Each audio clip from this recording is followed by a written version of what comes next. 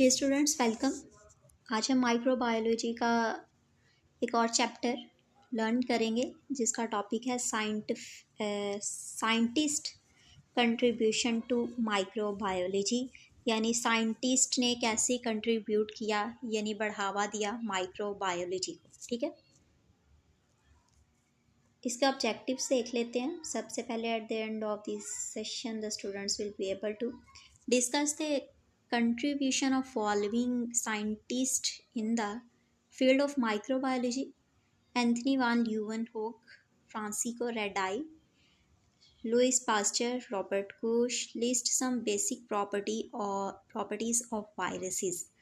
Uh, ये जो slides हैं 44 स्लाइड्स हैं, यानी पीपीटी काफ़ी ज़्यादा है, लेकिन मैं आपको इसमें से जो मेन पॉइंट्स एक तो आपके नॉलेज के लिए वो मार्क करवाती जाऊंगी और साथ ही में आपके एमसीक्यूज़ भी क्लियर करवाती जाऊंगी। और सबसे पहले हाईलाइट में कर दूं कि ये जो साइंटिस्ट हैं ना, तीनों चार साइंटिस्ट हैं, ठीक है। इनके सबसे पहले आपको डेट ऑफ बर्थ पता होनी चाहिए, ठीक है, डेट ऑफ बर्थ और डेट ऑफ डेथ, ठीक है, और कहाँ के रहने वाला था और उसने क्या काम किया था, क्या मुतारिफ करवाया था, ठीक है।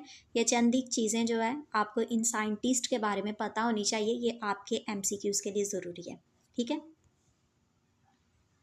एंथनी वॉन ल्यूवेनहुक, सबसे पहले इसकी डेट ऑफ बर्थ है 1632 टू 1723। ये आप फर्स्ट एमसीक्यूज़ नोट डाउन करें अपने नोट्स पे कि एंथनी वॉन ल्यूवेनहुक का डेट ऑफ बर्थ और डेट ऑफ डेथ ये था, ठीक है। ये एमसीक्यूज़ के लिए आ सकता है, आपको डिफरेंट तरह की डेट ऑफ बर्थ दी होंगी, लेकिन आपने सही मार्क करनी है। अब इसने क्या काम किया था? Leeuwenhoek is called the father of microbiology. तो ये सेकंड एमसीक्यूज़ है कि माइक्रोबायोलॉजी का फादर कौन कहलाता है, who is the father of microbiology. तो आपने याद रखना है ल्यूवेनहुक, ठीक है। इसका पूरा नाम क्या है? एंथनी वान ल्यूवेनहुक, और इन शॉर्ट में ल्यूवेनहुक, ठीक है। He describes the 3 shapes of bacteria. इसने 3 तरह के बैक्टीरिया जो थे मुतारिफ करवाए, ठीक है, डिस्क्राइब किए। He also worked on sperms and blood cells as a result of his microscopic observation of rainwater. इसने also जो sperms हैं और blood cells हैं उन पर भी काम किया। किस रिज़ल्ट में? इसने जो अपनी माइक्रोस्कोप में रेन वाटर यानी ड्रॉप्स को जब ऑब्जर्व किया, ठीक है, उसके रिज़ल्ट में इसने स्पर्म्स और ब्लड पे भी वर्क किया। Tooth scrapings, semen, blood, urine and faeces, इन सब चीज़ों पे उसने वर्क किया था, ठीक है। His letters to the Royal Society of London convinced the scientist of the 17th century of the existence of microorganisms. इसने 17th सेंचुरी में लंदन सोसाइटी को लेटर लिखा था, यानी उस बात से आगाह किया, उन्हें इस बात पर कन्विंस किया कि माइक्रोस्कोप जो ऑर्गेनिजम्स हैं इनकी एग्जिस्टेंस पाई जाती है, ठीक है, ताकि इन पर ज़्यादा से ज़्यादा वर्क किया जाए, मुशाहिदा किया जाए और चीज़ों को जाना जाए, ठीक है। और 17th सेंचुरी जो है ना, ये आप एमसीक्यूज़ के लिए याद करें कि इसने रॉयल सोसाइटी ऑफ लंदन को कन्विंस्ड किया था, ठीक है, किस दहाई में, किस वक्त में? 17th सेंचुरी में। और ये भी एक नॉर्मल सा है, लेकिन एमसीक्यूज़ आ सकता है। किसके लिए किया था? एग्जिस्टेंस ऑफ माइक्रो ऑर्गेनिजम्स के लिए, ठीक है। देखें, छोटी छोटी चीज़ें होती हैं, हम उन्हें नज़रअंदाज कर देते हैं, लेकिन एग्जामिनर्स इन्हीं चीज़ों को पकड़ के एमसीक्यूज़ दे देते हैं और स्टूडेंट्स को तब समझ नहीं आ रही होती, ठीक है। तो जितनी बारीकी से आप चीज़ों को समझेंगे, आप उतने ही अहल होंगे कि अपना जो एग्ज़ाम है वो आप अच्छे मार्क्स में पास कर सकें। He did not speculate on the origin of these microscopes, nor did he associate them with the cause of disease. ये उसका माइक्रोस्कोप को यानी इन जर्म्स की जो एक एग्जिस्टेंस होती है, यानी ओरिजिन होती है, कहाँ पाए जाते हैं, और डिज़ीज़ जो इससे कॉज होती है, उसको स्पेक्यूलेट नहीं था कर सका, ठीक है। लेकिन उसने मुशाहिदा ज़रूर किया था किन चीज़ों पर, जो कि हम पहले पढ़ चुके हैं, कि स्पर्म्स पे, ब्लड पे, ठीक है। The first person to accurately observe and describe micro organisms, और ये ही फर्स्ट एंथनी वॉन ल्यूवेनहुक जो था फर्स्ट पर्सन था जिसने एक्यूरेटली यानी दुरुस्त तरीके से ऑब्जर्व किया और डिस्क्राइब किया माइक्रो ऑर्गेनिजम्स को. Leeuwenhoek made his simple single lens microscope which could amplify the object being viewed 50 to 300 times. Leeuwenhoek की जो माइक्रोस्कोप थी, देखें माइक्रोस्कोप के बारे में भी हमें दिखाया जाता है कि आज से पहले की जो माइक्रोस्कोप थी वो काफ़ी डिफरेंट थी, ठीक है.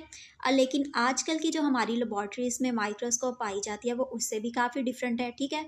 सिंगल लेंस उसमें यूज़ होता है, सिंपल हम स्लाइड नीचे रखते हैं, मतलब कि वक्त के साथ साथ चीज़ों ने तरक्की किया, ठीक है. और इसकी जो सबसे पहले माइक्रोस्कोप थी वो काफ़ी सादा थी, सिंपल थी, सिंगल लेंस पे मुश्तमिल थी, ठीक है.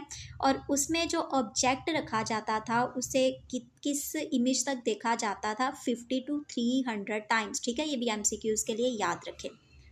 Leeuwenhoek fine art of grinding a lens that amplify an object to 300 times its size was lost at his death because he had not taught this skill to anyone. उसकी microscope के ज़रिए यानी जो एक इमेज 300 टाइम्स देखा जाता था, यानी वो एक तरीका सलीका उसकी जो माइक्रोस्कोप थी वो लॉस्ट हो गया उसकी डेथ के साथ ही, ठीक है. देखें एक पर्सन को कुछ राज पता है वो किसी को नहीं बताएगा तो डेफिनेटली वो राज ही रहेगा, किसी को पता ही नहीं चलेगा.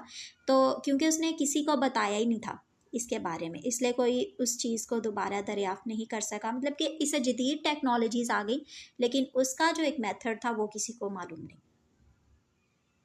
ये देखें, और आज की माइक्रोस्कोप आप देख लें हमारी जो लेबॉर्ट्रीज़ में यूज़ होती हैं और इसकी देखें माइक्रोस्कोप कितनी डिफरेंट है.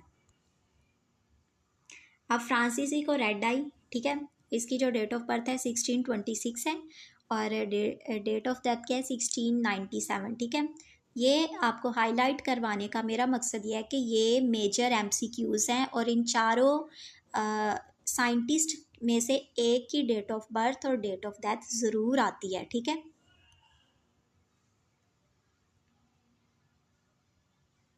और ये उनका देने का मकसद ये होता है क्योंकि आप इनकी चीज़ों को, इनकी बातों को, इनकी स्टडीज़ को पढ़ रहे हैं तो वो एग्जामिनर्स जानना चाहता है कि इसे उसके बारे में कुछ पता भी है कि नहीं, आपके सिलेबस का हिस्सा है, इसलिए ये उसके बारे में एक एक चीज़ का आपको पता होना ज़रूरी होता है. Alright.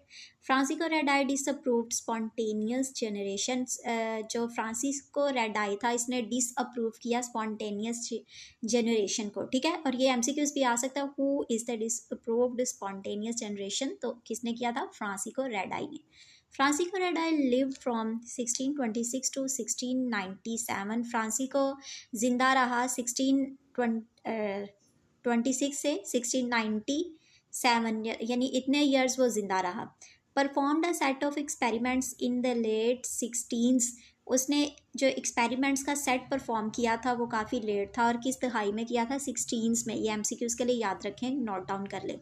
Placed samples of meat in jars. उसने किस पर मुशाहिदा किया था, एक्सपेरिमेंट्स किए थे, उसने मीट को जार के अंदर रखा. Notice that maggots did not appear unless flies had access to the meat. उसने क्या मुशाहिदा किया कि मैक्टोज जो हैं वो जार के इर्द गिर्द नहीं आ सकते जब तक फ्लाइज मीट तक ना पहुँचे, ठीक है. ये नीचे देखें डायग्राम के थ्रू भी बताया गया है. ये पहले सिंपल एक बंद है जार, उसके बाद क्या हुआ कि बीच में यानी जब उसका कवर हट गया तो बीज हैं और नेक्स्ट आप स्लाइड देख सकते हैं. डायग्राम के थ्रू दिखाने का, बताने का मकसद ये होता है कि ये चीज़ों को हाईलाइट किया जाता है, इससे आप ज़्यादा अच्छे तरीके से ज़्यादा वक्त तक याद रखते हैं चीज़ों को.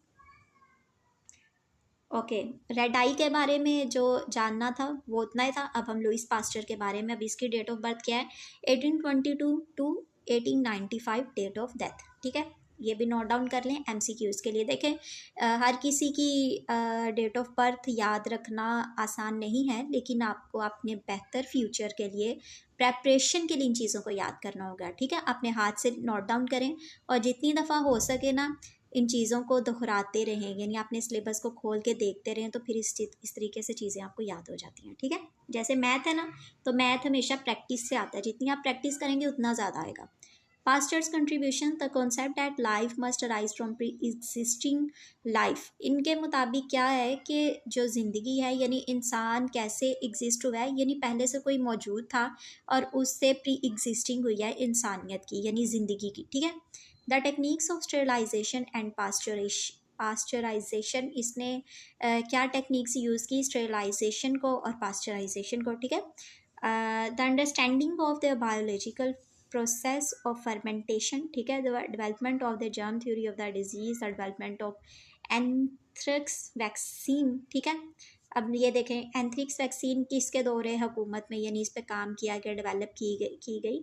तो आपने पास्टर्स की कंट्रीब्यूशन में याद रखना है कि पास्टर्स की कंट्रीब्यूशंस में ये सारी चीज़ें बताई गई थी। डिस्कवर एनारोबिक बैक्टीरिया, ठीक है। एनारोबिक बैक्टीरिया यहाँ पर डिस्कवर हुआ, तो ये बात भी आपने याद रखना है। एनारोबिक भी होते हैं, एनरोबिक भी होते हैं, ठीक है। बैक्टीरिया डिफरेंट तरह के हमने पढ़े थे कि जो कि धूप में ज़िंदा नहीं रहते, या फिर जिनका टेम्परेचर लाइक नॉर्मल टेम्परेचर पर ज़िंदा नहीं रहते, ज़्यादा सर्दी में नहीं ज़िंदा रहते, डिफरेंट तरह के टेम्परेचर्स में वो ज़िंदा रहते हैं, ठीक है। लेकिन यहाँ पर याद रखना है कि एनारोबिक बैक्टीरिया की बात हो रही है। ऑलराइट, पास्टर्स कंट्रीब्यूशन, ये उसकी एक डायग्राम देख लें आप। आगे रॉबर्ट कुश 1843 टू 1910, ठीक है। इसके डेट ऑफ बर्थ और डेट ऑफ डेथ याद रखिएगा। अब इसने क्या काम किया, German country physician who developed microbiology into a science. ये जर्मन का रहने वाला था, एक फिजिशियन था, और क्या इसने क्या डेवलप किया, माइक्रोबायोलॉजी इनटू अ साइंस, ठीक है। इसने माइक्रोबायोलॉजी को मुकम्मल तौर पर साइंस में तब्दील किया, साइंस का नाम दिया, साइंस करार दिया, ठीक है। Developed pure culture techniques, used potato slices to grow bacteria, developed agar later on। अब इसने क्या किया, इसने प्योर तरह की टेक्निक्स यानी देसी तरह की टेक्निक्स चीज़ें इस्तेमाल की, जिनमें इसने किसका यूज़ किया, पोटैटो का use potato slices to grow, bacteria को ग्रो करने के लिए इसने पोटैटो के स्लाइसेस इस्तेमाल किए, ठीक है। तो ये एक MCQs भी आ सकता है कि which scientist used pure culture techniques like for example potato slices, तो आपने याद रखना है रॉबर्ट कोश ने, ठीक है। Proof of the germ theory को इसने प्रूफ किया था। वर्क विद एंथ्रेक्स के साथ इसने काम किया, एंथ्रेक्स पे वर्क किया था। कॉस्ट पोस्टुलेट्स, नेक्स्ट क्या है, the microorganisms must be present in every case of the disease but absent from healthy organisms। इसने इस बात को यकीन दिलाया यानी प्रूव किया कि जो बैक्टीरिया हैं, जर्म्स हैं, वो हर एक पर्सन में मौजूद है जो कि बीमार है, ठीक है।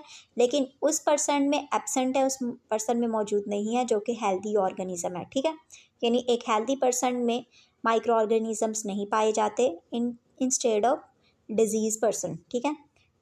The suspected microorganisms must be isolated and grown in a pure culture। जो सस्पेक्टेड यानी जिनकी एक्सपेक्टेशन है माइक्रो ऑर्गेनिजम्स भी कि वो मस्ट भी यानी आइसोलेटेड हैं, आइसोलेटेड करते हैं और ग्रो करते हैं प्योर कल्चर में, ठीक है। The disease must result when the isolated microorganisms inoculated into healthy host, यानी कि एक जब बीमारी जन्म लेती है, पैदा होती है, जब कोई बैक्टीरिया, कोई वायरस यानी जर्म जो है वो किसी हेल्दी पर्सन में आकर क़याम करता है, ठीक है, तो डिजीज़ कॉज होगी। The same micro organisms must be isolated again from the diseased host. ये आप एक प्रोसेस देख सकते हैं, ठीक है, यानी एक्सपेरिमेंट किया गया माउस पे। अच्छा स्टूडेंट्स, एक छोटा सा आपके लिए क्वेश्चन है कि इंसानों की निस्बत पहले जानवरों पर एक्सपेरिमेंट्स क्यों किए जाते हैं, ठीक है। तो अगर आपका दिल करे, अगर आपको पता हो तो इसका जवाब जो है ना आप कमेंट्स में ज़रूर बताइएगा, ठीक है। तो एंड पे मैं बता ही दूँगी। The golden age of microbiology, ठीक है। माइक्रोबायोलॉजी की गोल्डन एज कौन सी है, Koch and pure cultures, fermentation and pasteurisation, germ theory of disease, vaccination. अब ये सारे MCQs हैं। Important events in the development of microbiology, यानी माइक्रोबायोलॉजी की जो हिस्ट्री है उसमें क्या इंपॉर्टेंट डेट्स हैं, ठीक है, तवारीख यानी कौन सी है, तो इसमें डेट माइक्रोबायोलॉजी की हिस्ट्री देखते हैं। 1676 लिवेनहोक डिस्कवर्स एनिमल्क्यूल एनिमल्क्यूल्स, ठीक है। 1676 में लिवेनहोक ने क्या डिस्कवर किया, एनिमल क्यूल्स, ठीक है। तो ये जितनी भी डेट्स हैं ये आपको एमसीक्यूज़ के लिए याद होनी चाहिए। 1857 में क्या हुआ, Pasteur shows that lactic acid fermentation is due to a micro organism. Pasteur ने 1857 में क्या कहा कि लैक्टिक एसिड की जो फर्मेंटेशन है वो माइक्रो ऑर्गेनिज्म की वजह से होती है, ठीक है। 1861 Pasteur shows that micro organisms do not arise by spontaneous generation, ठीक है। 1867 में क्या हुआ, Lister publish his work on antiseptic surgery. 1869 में क्या हुआ, मिस्कर डिस्कवर्स न्यूक्लिक एसिड्स, ठीक है। ये जितनी भी डेट ऑफ बर्थ हैं और ये जो साइंटिस्ट का नाम है और उसने क्या मुतारिफ करवाया, ये आपको एमसीक्यूज़ के लिए याद करना है, ठीक है। तो अपने हाथ से नोट डाउन करें, नोट्स बनाएं तो आपको याद करने में मुश्किल नहीं होगी। 1876 टू 1877 में क्या हुआ, Koch demonstrates that anthrax is caused by bacillus anthracis, ठीक है। 1880 में Laveran discovers Plasmodium the cause of malaria, ठीक है। ये मोस्ट इम्पॉर्टेंट एमसीक्यूज़ है, मैंने काफ़ी सारे पास्ट पेपर्स में देखा था, ठीक है। सारे ही इंपॉर्टेंट है क्योंकि देखो आपको नहीं पता कि एग्जामिनर कौन सा एमसीक्यूज़ एक बना के दे दे, लेकिन ये लिवान का जो है ना मुझे याद आ गया कि मैंने पेपर्स में देखा था, तो इसलिए आपको नोटिफाई करवा रही हूँ, लेकिन आपने सारे याद करने हैं, ठीक है। इसने क्या डिस्कवर किया था, प्लाज्मोडियम, और क्या किसका प्लाज्मोडियम क्या कॉज करता है, मलेरिया। ये ऐसे भी एमसीक्यूज़ आ सकता है कि which one is cause the malaria, तो प्लाज्मोडियम आपने याद रखना है, ठीक है। 1881 में Koch cultures bacteria on gelatin, Pasteur develops anthrax vaccine. 1887 में क्या हुआ, Petri dish developed by Richard Petri. 1921 में फ्लीमिंग डिस्कवर्स लाइसोजाइम, फ्लीमिंग ने लाइसोजम डिस्कवर किए। 1929 में फिल्मिंग ने क्या डिस्कवर किया, पेंसिलिन, ठीक है। ये देखें साइंटिस्ट एक ही है लेकिन उसने पहले 1921 में लाइसोजम डिस्कवर किए और फिर 1929 में उसने पेंसिलिन, ठीक है। 1933 में Ruska develops first transmission electron microscope, Ruska ने first transmission electron microscope develop की थी, ठीक है। किसने, रुस्का ने 1933 में, ठीक है, फर्स्ट ट्रांसमिशन इलेक्ट्रॉन माइक्रोस्कोप। देखे रुस्का ने फर्स्ट, ये भी बहुत इंपॉर्टेंट एमसीक्यूज हो सकता है कि which one scientist develop first transmission electron microscope. Simple भी वो दे सकता है रुस्का ने, या फिर इसकी ये कैलकुलेशन भी यानी डेट भी दे सकते हैं 1933 में, ठीक है। 1944 में क्या हुआ, वाक्समैन डिस्कवर्स स्ट्रेप्टोमाइसिन, ठीक है। वायरसेस क्या है अब, A virus is a non-cellular particle made up of genetic material।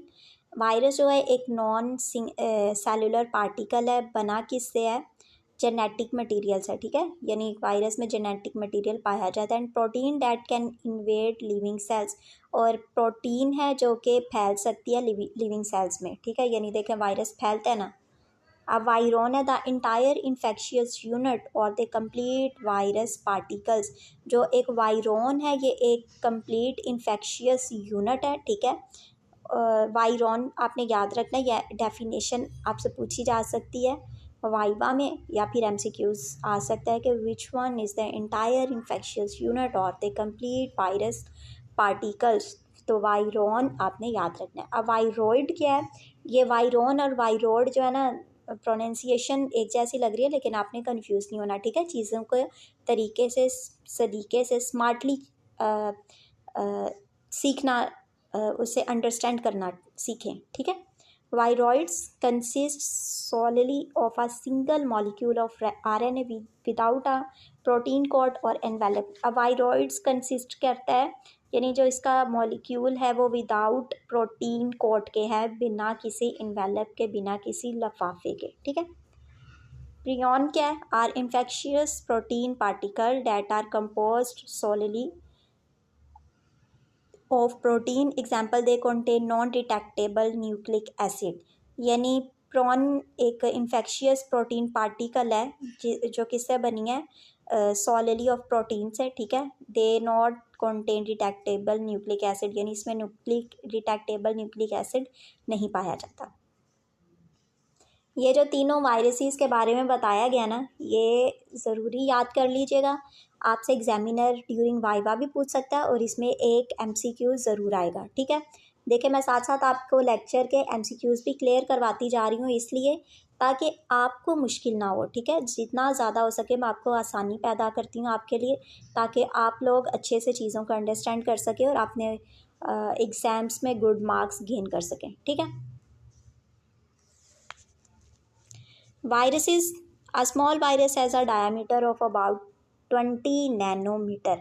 जो एक छोटा वायरस है उसका डायामीटर कितना होता है? 20 नैनोमीटर, और इसे क्या कहते हैं? पैरवो वायरस, ठीक है। नाम भी याद रखना आपने, ठीक है। 20 नैनोमीटर, यानी आपसे एमसीक्यूज आ सकता है कि a small virus has a diameter of dash dash, यानी 20 दिया होगा, 400 दिया होगा, 30 दिया होगा, तो आपने याद रखना है 20। A large virus has a diameter of up to 400 nm nanometre, poxviruses, ठीक है। अब वो स्मॉल का आपने नाम याद रखना है, पैरवो वायरस।